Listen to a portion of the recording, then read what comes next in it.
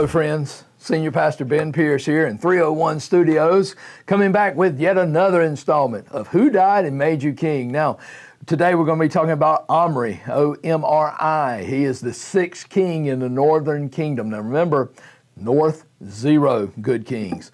And Omri is going to kind of have an auspicious rise to the throne, but he does reign for 12 years. Now, his son is going to be one that I know you recognize is Ahab. Now, the northern kingdom had all kinds of wicked kings. In 1 Kings 16:25, it tells us that he was the most wicked king up to that point in history. So let's have just a small recap. King Ella, 2 years, he's killed in a coup by Zimri. Zimri reigns for 7 days. Now here comes Omri. Israel heard of the coup and they chose Omri to head up the army.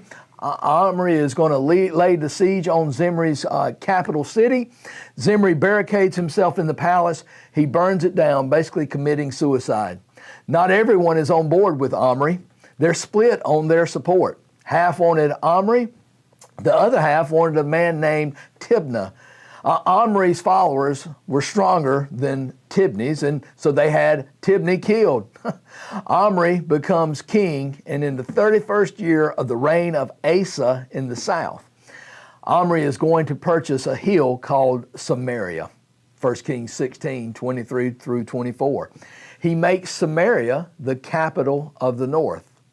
This area, Samaria, would later become the home of those despised Samaritans in the New Testament. Omri committed the same sin as the kings before him, idolatry. But he only took it to a higher level. 1 Kings 16:25 through 26 tells us that. Now listen, he did more evil than the kings before him. Omri's line is going to last for 4 generations, and before God has had enough with this dynasty. Now, what can we learn from Omri? Well, truth be known, if you look at Omri from the world standard, he was a pretty powerful king.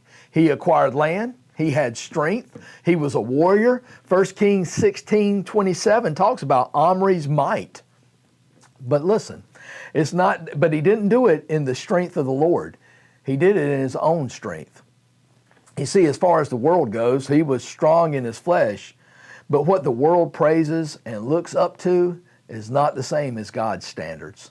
Omri, politically, a good king, strength, vision, success, but God looks at the heart.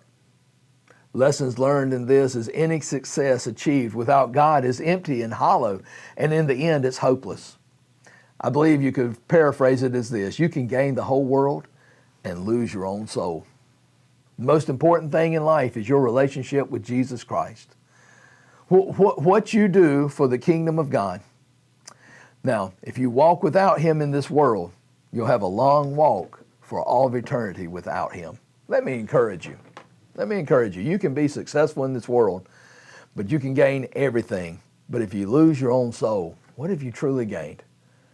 My prayer is that you would come to know this Jesus Christ that we talk about each and every week, this Jesus Christ who died on the cross to give us hope. Friends, thank you so much for joining us for another installment of Who Died and Made You King.